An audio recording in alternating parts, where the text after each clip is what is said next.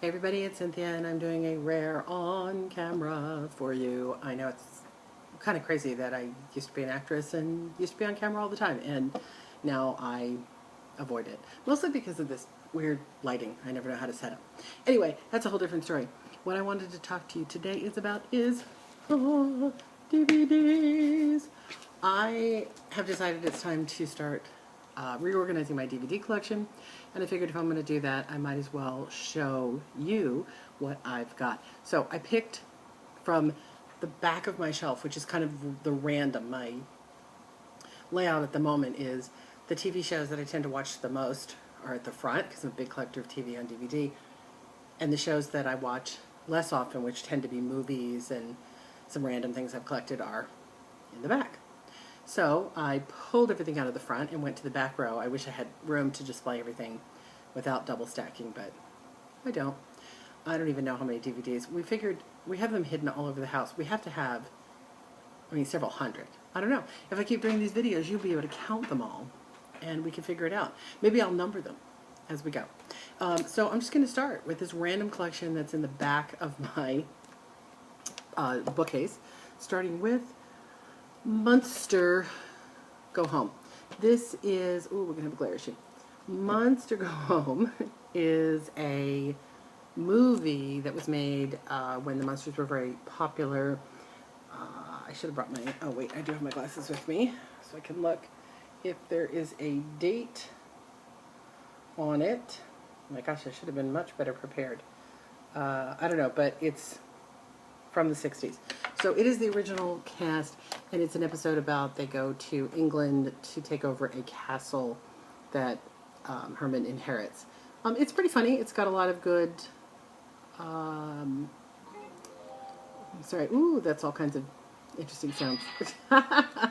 There's my eBay sounds going off in the background. Wow, this is turning into a really interesting video, but I'm going to keep going.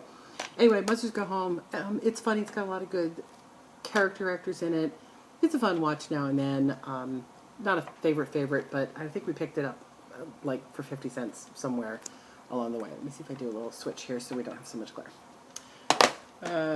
This, oh, I shouldn't even show you this because this is a bootleg. I was thinking that it wasn't.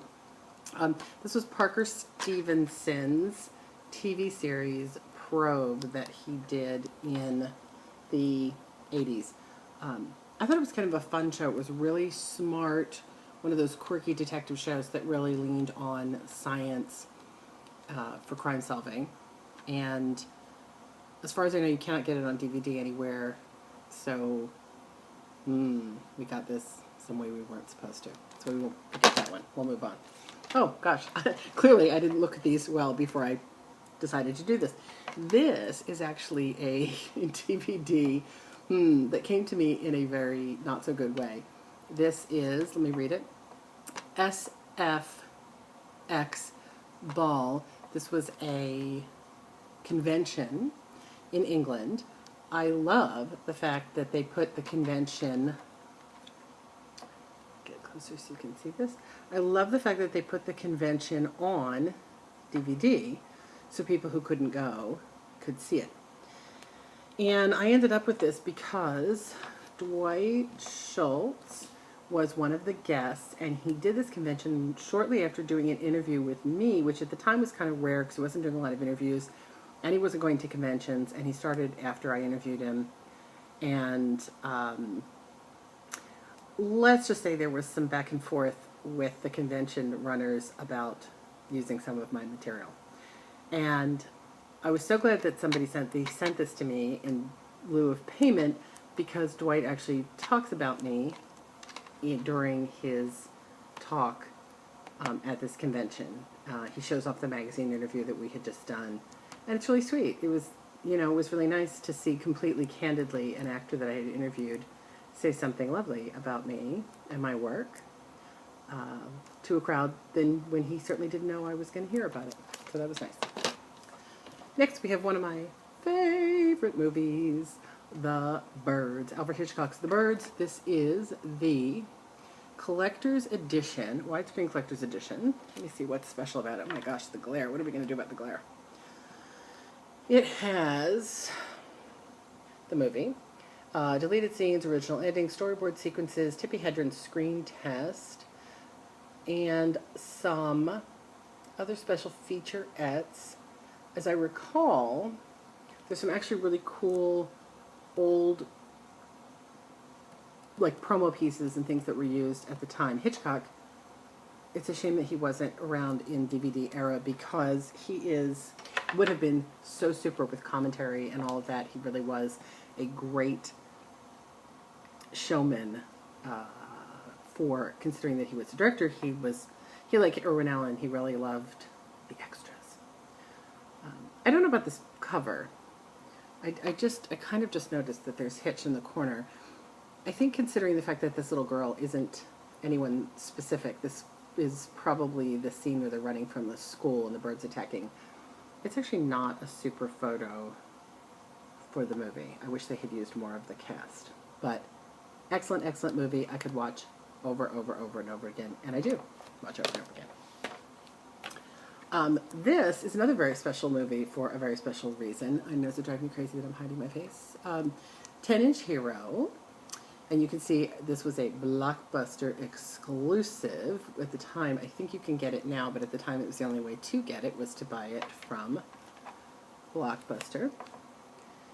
A romantic comedy starring Jensen Ackles and Elizabeth Harnwat and Danielle Harris, who is now Danielle Ackles, and Clea Duvall, and a whole bunch of other people, and me.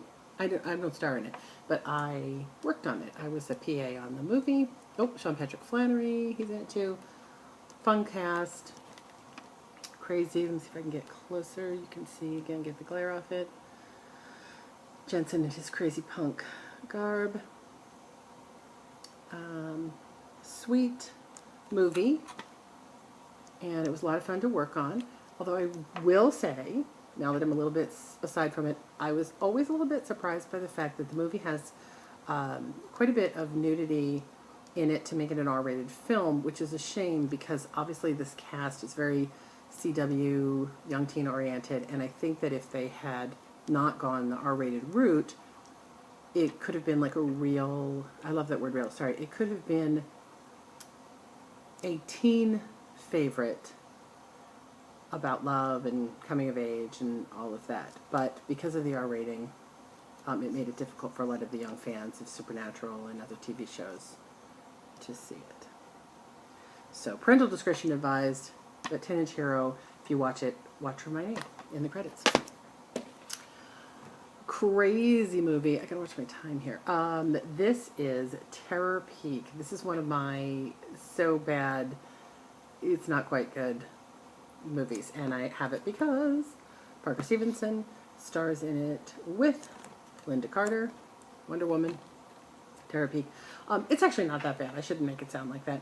It is, I don't know if it was a made-for-TV movie. I don't know if they did direct-to-DVD back then, but Parker and Linda are on vacation trying to sort of renew the family's not doing well together, and there's been some issues, and they go, of course, to a place, to vacation with a place with an active volcano, which is great because Linda happens to be a volcano expert.